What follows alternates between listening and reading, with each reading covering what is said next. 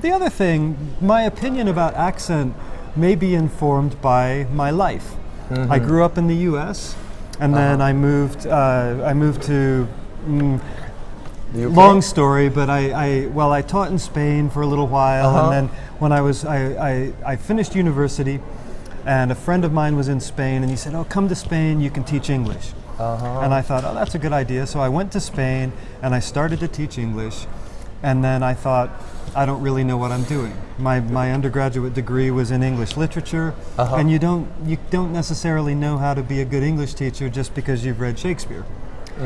So I went back to the U.S. and I got a master's degree in teaching English because I thought, yeah, this is a good way to see the world, and then I can put a sign on my door that says Lewis Lansford, English teacher. English expert. Or just, so it's like a job. Where having a degree in literature might mean you've developed your mind, but it doesn't necessarily lead to a job. Yeah.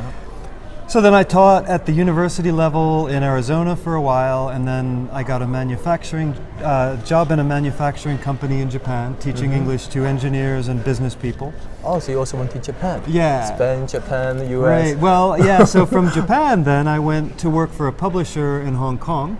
Okay. And China? was developing. That's where I started working in publishing as an editor, developing books and other materials.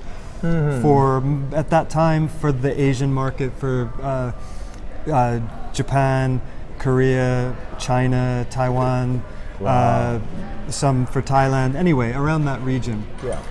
So most of them are speaking English as the second language. Exactly. Yeah. They don't usually sound like American or British. Right. Yeah. If you're only used to listening to or talking to English-speaking or American English-speaking people, you may find it difficult to communicate with them. Right, exactly. And so anyway, I met in Japan. I met an English girl, and we got married, and then I ended up going to live in the UK after Hong Kong. Wow. So every day, I've lived in the UK for 20 years. So you are very experienced in the accent. Well, exactly, and that's what I'm getting to, is that every day I live in the UK, and when I open my mouth, people know that I'm not British. And some people say, "Oh, you haven't lost your American accent," and I think, well, yeah, I was a grown man when I moved to the UK, and you don't normally change your accent. Yeah. And people can understand me, and my accent is part of my identity. Yeah, actually you carry international accent. Yeah, something like that, yeah. And so even in your first language, you have an accent that says something about who you are and where you're from. Yes. So why not in a second language? Now, if you were speaking to me in Chinese English and I didn't understand what you were saying because of your accent, that's a problem. then I would say that's a problem. But I can understand you perfectly. Oh, thank you. And yeah, you speak very well. You don't speak like an American, you don't speak like an Australian, you don't speak like an Irishman, you speak like a Chinese person. Yeah. And that's your accent. That carries and that's my own where you're culture. from. Exactly. Oh, thank you. So not many people have said that to me. Well, so but thank you for the compliment. And it's a feature of who you are. It's not a flaw, it's not something you need to change, it's not something you need to fix.